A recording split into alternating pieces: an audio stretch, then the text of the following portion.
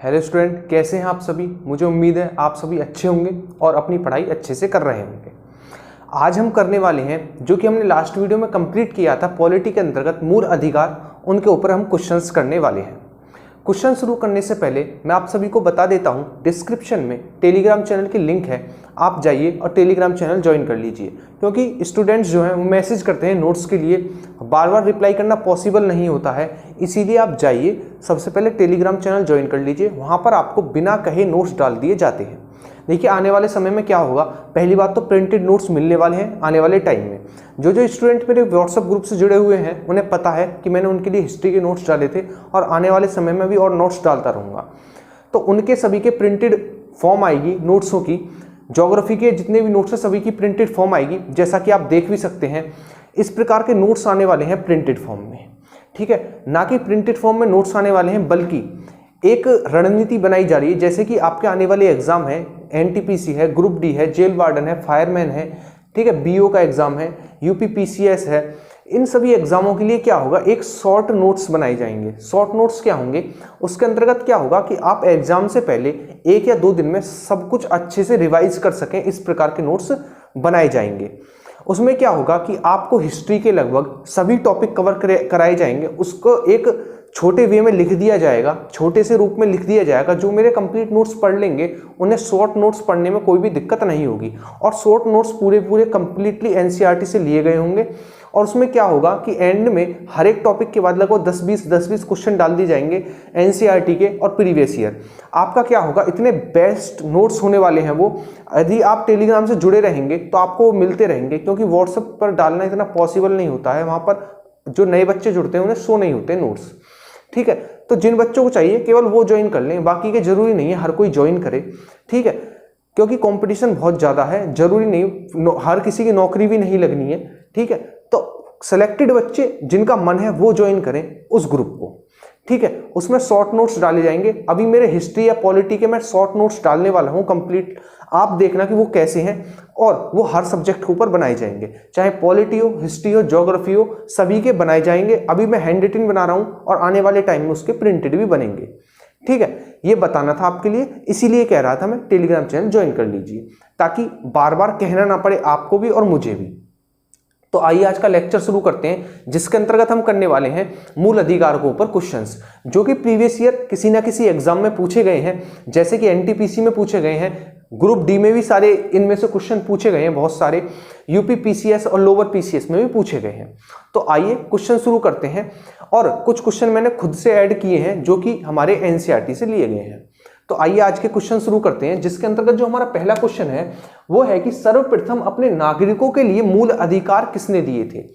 किस देश ने सर्वप्रथम अपने नागरिकों के लिए मूल अधिकार दिए थे। तो आपको याद रखना है, ब्रिटेन की सरकार ने सर्वप्रथम अपने नागरिकों के लिए हमारे मूल अधिकार दिए थे। और किस सन में दिए थे, 1215 में मूल अधिकार दिए थे ब्रिटेन ने अपने नागरिकों के लिए। नेक्स्ट क्वेश्चन देखते हैं, वो है कि भारत में पहली बार मूल अधिकारों की बात कब की गई थी। भारत में पहली बार मूल अधिकारों की बात सबसे पहले कब की गई थी। तो नेहरू रिपोर्ट आई थी 1928 में। 1928 में नेहरू रिपोर्ट आई थी, जिसमें सर्वप्रथम भारत में मूल अधिकारों की बात की गई थी। क्वेश्चन यहां से ये बन सकता है कि कितने मूल अधिकारों की बात की गई थी जब नेहरू रिपोर्ट आई थी। तब की गई थी हमारी कितने मूल अधिकारों की, 19 मूल अधिकारों की बात की गई थी। तो यहां से 2 क्वेश्चन बनते हैं।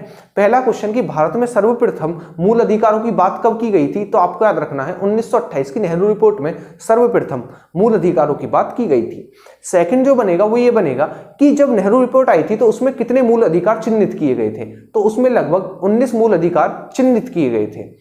नेक्स्ट क्वेश्चन देखते हैं, वो है कि वर्तमान में हमारे कितने मूल अधिकार हैं। वर्तमान में हमारे 6 मूल अधिकार हैं, जैसे कि समता का अधिकार, स्वतंत्रता का अधिकार, शोषण का अधिकार, ठीक है, धार्मिक स्वतंत्रता का अधिकार, धार्मिक शिक्षा का अधिकार, ठीक है, संवैधानिक उपचारों का अधिकार। इस प्रकार के हमारे पास 6 कुल मूल अधिकार हैं, ठीक है। हमने ये डिटेल में पढ़ चुके हैं लास्ट वीडियो के अंतर्गत। 2 वीडियो के अंतर्गत हमने यही पढ़ा था कि हमारे 6 मूल अधिकार हैं, ये किन किन अनुच्छेदों के अंतर्गत आते हैं, और उन अनुच्छेदों को बिल्कुल डिटेल में पढ़ा है। जिन जिन स्टूडेंट ने वो वीडियो नहीं देखी है, भी चैनल पर नए हैं, आई बटन पर क्लिक करके वो उन वीडियो को इस वीडियो के बाद देख सकते हैं, ठीक है। नेक्स्ट क्वेश्चन देखते हैं, वो है समानता का अधिकार किस अनुच्छेद से किस अनुच्छेद के बीच है। समानता का अधिकार किस अनुच्छेद से किस अनुच्छेद के बीच में है? तो वो है 14 से 18 के बीच में। जैसे 14 में बात की गई है विधि के समक्ष समानता, 15 में बात की गई है लिंग जाति के आधार पर समानता, ठीक है। 17 में बात की गई है किसके ऊपर?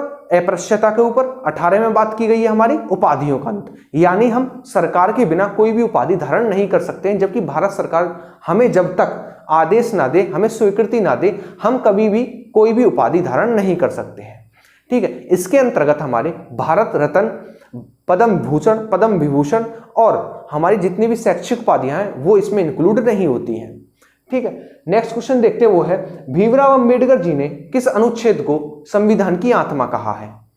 भीमराव अंबेडकर जी ने किस अनुच्छेद को संविधान की आत्मा कहा है? तो आपका आंसर होगा अनुच्छेद 32। कौन सा? अनुच्छेद 32, जिसे कहते हैं हम संवैधानिक उपचारों का अधिकार, ठीक है। अब समझिए कि इसे संविधान की आत्मा क्यों कहा गया है। देखिए, जिस प्रकार हमारे डॉक्टर होते हैं, हमारे इलाज करते हैं, डॉक्टर लोग क्या करते हैं? हमारा इलाज करते हैं, उन्हें इसलिए भगवान कहा जाता है, भगवान हमारी इलाज करते हैं, इसे आत्मा का इलाज करते हैं। उसी प्रकार जो हमारे मूल अधिकार होते हैं उनकी जो रक्षा करते हैं, कौन करते हैं? सुप्रीम कोर्ट और हाई कोर्ट करते हैं। और किस अनुच्छेद के अंतर्गत करते हैं? तो अनुच्छेद 32 के अंतर्गत करते हैं। इसी वजह से, क्योंकि वो हमारे मूल अधिकारों की रक्षा करते हैं, उन्हें बचाते हैं, उनकी आत्मा की रक्षा करते हैं। इसी वजह से अनुच्छेद 32 को भीमराव अंबेडकर जी ने संविधान की आत्मा कहा है।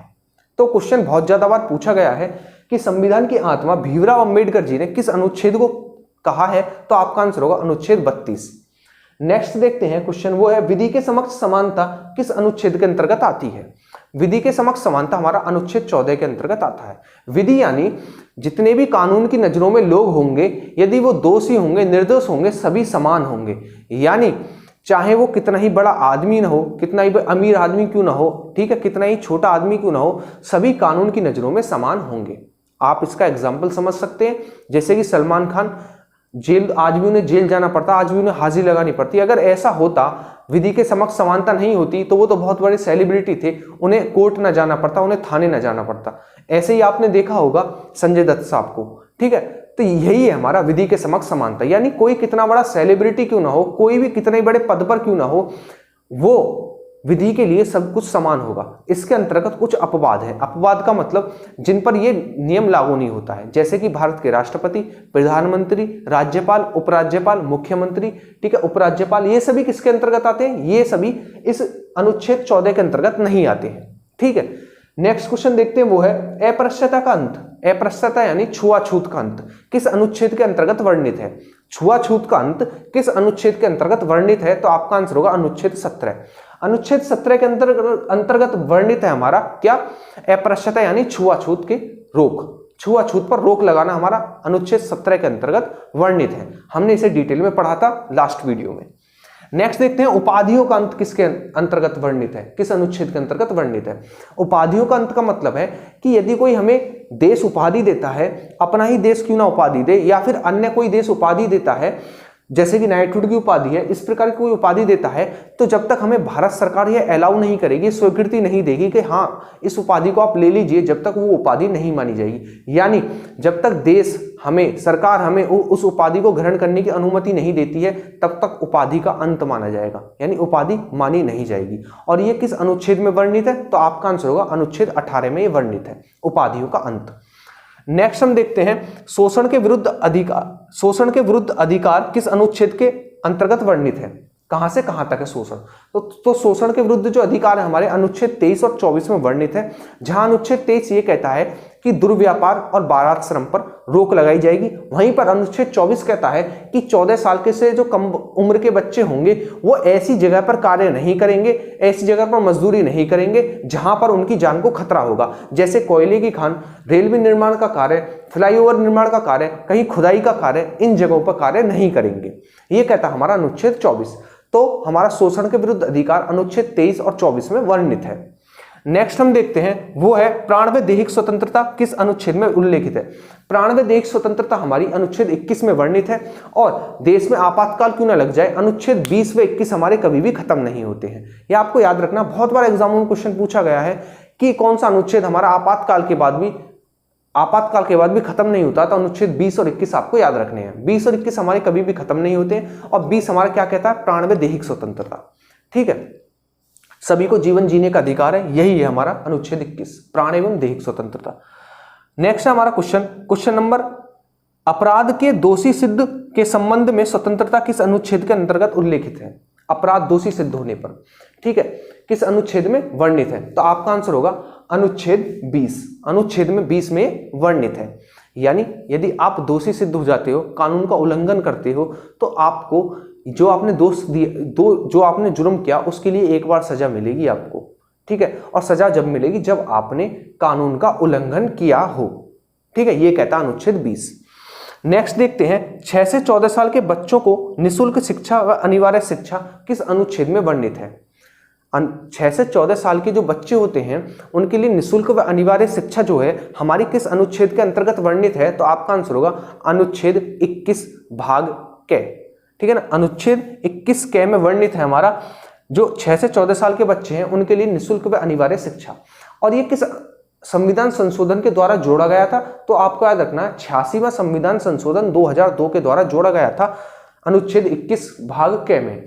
आपको याद इसलिए रखना, सबसे ज्यादा जो क्वेश्चन यहां से पूछा गया है वो यही है कि 6 से 14 साल के बच्चों को निःशुल्क व अनिवार्य शिक्षा अनुच्छेद 21 क में किस संविधान संशोधन द्वारा जोड़ी गई थी? तो आपको याद रखना है 86वां संविधान संशोधन 2002 के द्वारा जोड़ा गया था संविधान में। सबसे ज्यादा इंपॉर्टेंट यहां से क्वेश्चन यही बनता है मौलिक अधिकारों से, यही वाला संशोधन 86वां संविधान संशोधन 2002। नेक्स्ट क्वेश्चन देखते हैं, वो है कि कौन से ये है नेक्स्ट क्वेश्चन कि किस अनुच्छेद के तहत सुप्रीम कोर्ट 5 प्रकार की रिट जारी करता है? 5 प्रकार की रिट जारी करता है। तो अनुच्छेद 32 के अंतर्गत, जिसे कहते हैं हम संवैधानिक उपचारों का अधिकार। अब वो 5 प्रकार की रिटें कौन कौन सी, क्वेश्चन पूछा जा सकता है, ठीक है। 4 आपको ऑप्शन दे देगा और कह देगा कि इसमें से कौन सी रिट सुप्रीम कोर्ट या हाई कोर्ट जारी नहीं करता है अनुच्छेद 32 के अंतर्गत, यानी संवैधानिक उपचारों के अधिकार के अंतर्गत इनमें से कौन सी रिट जारी नहीं करता है। तो आपको याद रखना है बंदी प्रत्यक्षीकरण, ठीक है, परमादेश, उत्प्रेषण, प्रतिषेध और एक और हमारा अधिकार प्रेक्षा, ठीक है। फिर से रिपीट करता हूं, सबसे पहला आता है हमारा कौन सा? बंदी प्रत्यक्षीकरण, परमादेश, अधिकार प्रेक्षा, उत्प्रेषण और प्रतिषेध। ये आती है हमारी 5 प्रकार की रिटें जिन्हें सुप्रीम कोर्ट, हाई कोर्ट हमारे अनुच्छेद 32 के अंतर्गत, जिसे हम संवैधानिक उपचारों का अधिकार कहते हैं, उसके अंतर्गत जारी करता है। किसके लिए जारी करता है? तो हमारे जो मूल अधिकार है उनका हनन न हो। नेक्स्ट हम देखते हैं क्वेश्चन, वो है कौन से अनुच्छेद को कभी भी समाप्त नहीं किया जा सकता है, ठीक है ना। तो अनुच्छेद 20 व 21 को कभी भी समाप्त नहीं किया जा सकता है। नेक्स्ट क्वेश्चन है, वो है संपत्ति के अधिकार को किस अनुच्छेद में रखा गया है? तो संपत्ति का अधिकार जो था पहले वो हमारा मौलिक अधिकार होता था, फिर लोगों ने इसका हनन करना शुरू किया, यानी कि इसका दुरुपयोग करना शुरू किया। दुरुपयोग किस प्रकार से? काला धन कमाते थे और काला धन कमाकर उससे संपत्ति खरीद लेते थे। संपत्ति यानी जमीन खरीद ली, प्लॉट खरीद लिया, घर खरीद लिया। जब ये खरीद लिया और उस संपत्ति काला धन किस में लग गया? हमारे मूल अधिकारों में लग गया। अब जो काला धन था वो क्या हो गया? व्हाइट मनी हो गई वो, क्योंकि ये हमारा मूल अधिकार है, संपत्ति का अधिकार हमारा मूल अधिकार हो जाता था। उसमें कोई भी कोर्ट, सुप्रीम कोर्ट हो, हाई कोर्ट हो, डिस्ट्रिक्ट कोर्ट हो, कोई पुलिस हो, कोई भी इंटरफेयर नहीं कर पाती थी, क्योंकि ये मूल अधिकारों के अंतर्गत आता था। इसी कारण सुप्रीम कोर्ट ने इसे हटाकर किस में रख दिया? 300 क में, जिसे कहते हैं हम कानूनी अधिकार। अब ये कैसा अधिकार बन गया? कानूनी अधिकार। यदि कोई आप संपत्ति खरीदते हो, आपकी आय कम है और आप पर संपत्ति उसकी तुलना में बहुत ज्यादा है, तो आप दंड के भागीदार होंगे 100%। इसीलिए इसे 300 भाग क में रखा गया है। किसे? संपत्ति के अधिकार को। अब संपत्ति का अधिकार पहले कानूनी अधिकार, अब जो है कानूनी अधिकार है, पहले हमारा मौलिक अधिकार होता था, ठीक है। नेक्स्ट क्वेश्चन देखते हैं, वो है मूल अधिकार, और ये किस संविधान संशोधन द्वारा जोड़ा गया था? तो ये पूछा जा सकता है। तो 44वां संविधान संशोधन 1978 के द्वारा जोड़ा गया था, ठीक है। 44वां संविधान संशोधन 1978, 44वां संविधान संशोधन 1978 के द्वारा ये जोड़ा गया था, ठीक है, आपको याद रखना है। नेक्स्ट देखते हैं, मूल अधिकार किस अनुच्छेद से किस अनुच्छेद के बीच में आते हैं? हमारे जो टोटल मूल अधिकार है वो किस अनुच्छेद से किस अनुच्छेद के बीच में आते हैं? तो अनुच्छेद 12 से शुरू होते हैं, अनुच्छेद 35 पर जाकर खत्म होते हैं, जहां पर अनुच्छेद 35 कहता है कि जो हमारे मूल अधिकार पर कानून बनाने का अधिकार होगा, नियम बनाने का अधिकार होगा, वो संसद के पास होगा। लास्ट अनुच्छेद हमारा 35 यही कहता है कि हमारे मूल अधिकारों पर कानून बनाने का अधिकार हमारा संसद के पास होगा, जबकि मूल अधिकारों की रक्षा करने का अधिकार जो होगा वो हमारे सुप्रीम कोर्ट, हाई कोर्ट पर होगा। ये कहता है हमारा अनुच्छेद 35। और मूल अधिकार कहां से कहां तक है? तो मूल अधिकार हमारे अनुच्छेद 12 से लेकर अनुच्छेद 35 तक वर्णित है। नेक्स्ट क्वेश्चन है, मूल अधिकार किस देश से लिए गए हैं? तो मूल अधिकार जो है हमारे वो यूएसए से लिए गए हैं, यानी यूनाइटेड स्टेट ऑफ अमेरिका से लिए गए हैं हमारे मूल अधिकार। नेक्स्ट क्वेश्चन बनता है कि मूल अधिकारों को किस भाग में रखा गया है? तो मूल अधिकारों को हमारे जो मूल अधिकार हैं उन्हें भाग 3 में रखा गया है। आप ये समझ लीजिए कि जो हमारी क्या कहते हैं इसे, संविधान है, उसके तीसरे चैप्टर में रखा गया है। किसे? मूल अधिकारों को, यानी भाग 3 में रखा गया है और यूएसए से लिए गए हैं। और 12 से 35 जो हमारे अनुच्छेद है उसमें वर्णित है हमारे क्या? मूल अधिकार। जो आज का लास्ट क्वेश्चन है वो है मार्शल लॉ किस अनुच्छेद से किस अनुच्छेद में वर्णित है? तो अनुच्छेद 34 में वर्णित है हमारा मार्शल लॉ, यानी जब सैनिक शासन लग जाएगा तो उस समय पर जो सैनिक होंगे उनके मूल अधिकार कम भी किए जा सकते हैं। ये कहता है हमारा अनुच्छेद 34, जिसे कहते हैं मार्शल लॉ। ये क्वेश्चन बहुत बार पूछा गया है कि मार्शल लॉ हमारा किस अनुच्छेद से संबंधित है? तो आपका आंसर होगा अनुच्छेद 34 से संबंधित है हमारा मार्शल लॉ। तो ये थे हमारे आज के क्वेश्चन जो कि प्रीवियस ईयर पूछे गए थे। मुझे उम्मीद है आप सभी को डाउट क्लियर हो गए होंगे। जो स्टूडेंट ने मेरी लास्ट वाली वीडियो देखी है शायद उन्हें करने में मुझे लगता है कि मुझसे पहले शायद उन स्टूडेंट्स ने क्वेश्चन कर भी लिए हों। ठीक है, तो इसी प्रकार आप देखते रहिए।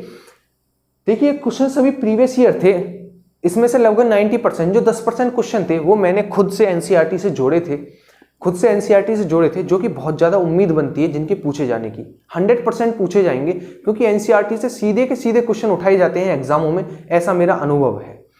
ठीक है, तो आपका काम है वीडियो को बहुत अच्छे से सुनना।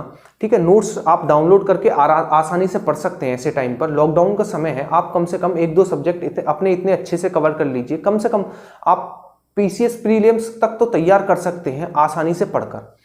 ठीक है, जिसने ज्योग्राफी की वीडियोस नहीं देखी है वो प्लेलिस्ट देख सकते हैं ज्योग्राफी की, आई बटन पर क्लिक करके। जिनने हमारी जो मेरी पॉलिटी की वीडियो है, पॉलिटी की वीडियो नहीं देखी है, अब से पहले 3 वीडियो डाल चुका हूं, वो भी आई बटन पर क्लिक करके देख सकते हैं। ठीक है, मैथ की वीडियो देखिए, मैथ की वीडियो में ज्योमेट्री चल रही है, आप अच्छे से कवर कीजिए सभी सब्जेक्टों को, जीएस के साथ मैथ भी अच्छे से कवर कीजिए। आने वाले टाइम में आपके सब्जेक्टों पर बहुत अच्छे से कमांड होने वाली है यदि आप इसी प्रकार पढ़ते रहेंगे। ठीक है, दुकान छोटी हो सकती है लेकिन पकवान कभी भी फीके नहीं होंगे, ये गारंटी है मेरी। आज भी कह रहा हूं इस बात को और आगे चलकर भी कहूंगा। ऐसा मैं नहीं, ऐसा आप कहने वाले हो। हमेशा कॉन्सेप्ट से पढ़ेंगे, एनसीईआरटी का पढ़ेंगे, अच्छा पढ़ेंगे, लेकिन कभी भी गलत नहीं पढ़ेंगे और किसी का कॉपी किया हुआ नहीं पढ़ेंगे। ये गारंटी है, सबसे अलग मिलेगा और सबसे अच्छा मिलेगा। आने वाले समय में और ज़्यादा मेहनत की जाएगी कंटेंट पर, नोट्सों पर बहुत ज़्यादा मेहनत की जाएगी, शॉर्ट नोट्स बनाए जाएंगे, एग्जाम रिलेटेड नोट्स बनाए जाएंगे, जिससे एग्जाम में क्या होता है 1-2 दिन पहले बच्चा बहुत ज़्यादा फ्रस्ट्रेट हो जाता है एग्जाम में पढ़ के जाने से पहले। ठीक, किस प्रकार पढ़ा जाए उसके लिए अलग से नोट्स बनाए जाएंगे, जिससे कि उसकी मेंटलिटी खराब ना हो, उसका कॉन्फिडेंस लो ना हो। वो थोड़े नोट्स पढ़े लेकिन कॉन्फिडेंस अप रहे उसका। इस प्रकार हम तैयारी करने वाले हैं। तो जो स्टूडेंट अभी चैनल पर नए हैं वो चैनल से जुड़ जाइए, चैनल को सब्सक्राइब कीजिए, वीडियो को शेयर कीजिए और लाइक कीजिए। मिलेंगे हम अपनी नेक्स्ट वीडियो में। इसी प्रकार हम हर एक वीडियो के बाद क्वेश्चन करेंगे, हर एक टॉपिक के बाद क्वेश्चन करते रहेंगे, चाहे वो पॉलिटी हो, चाहे ज्योग्राफी हो, चाहे इकोनॉमिक्स हो, इसी प्रकार करते रहेंगे। मैथ में तो आपको पता है क्वेश्चन ही होते हैं, लेकिन जीएस में हर कोई क्वेश्चन नहीं कराता है। ये मेरी रणनीति है, ये मेरी स्ट्रेटेजी है कि किस प्रकार में मैंने भी सरकारी एग्जाम निकाले हैं, उसी स्ट्रेटेजी को मैं आप तक लेकर आना चाहता हूं। तो आप जुड़िए और तैयारी को नई दिशा दीजिए। मिलते हैं अपनी नेक्स्ट वीडियो में, अच्छे से रिवीजन कीजिए। Thank you.